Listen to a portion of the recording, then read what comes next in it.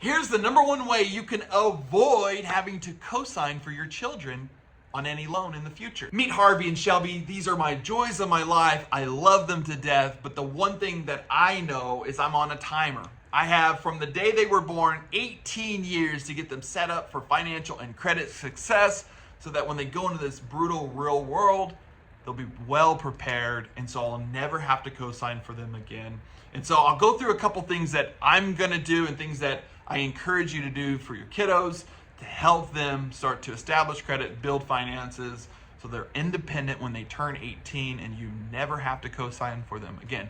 Number one is add them as an authorized user. Something I've talked about previously, but I want to kind of go in a little bit of detail here. What my father did for me was a game changer. So whenever I turned 18 and I pulled my credit, I was under the impression I had no credit score.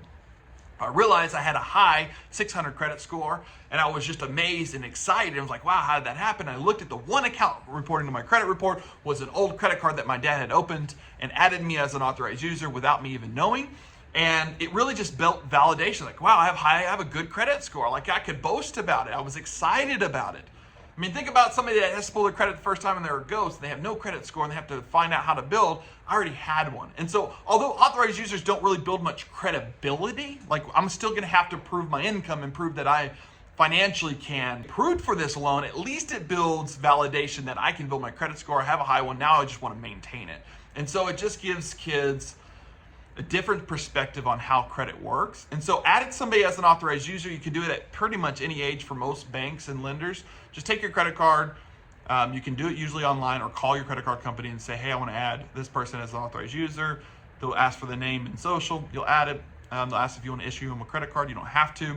And then they'll start to build credit at an early age. So when they turn 18, they'll have that. The thing you can do is really help them set up for financial spending and savings. So you can build them a savings account usually at a very early age with your bank and show them how money can be saved. Giving them a small allowance and putting it in savings, letting them have half of it to spend today, half of it goes into savings so they can watch their savings account grow and keep a ledger balance of everything that goes into that piggy bank or into a bank account or whatever, and show them every month how it's grown. And so over time, number one, you'll find them wanting to spend a little bit of the money and want to save the others. So there will never be that issue. They get to save half their money, spend half their money, so there's this gratification to be able to utilize the money, but also they get to see their savings account grow. Keep track of it, show them every single month.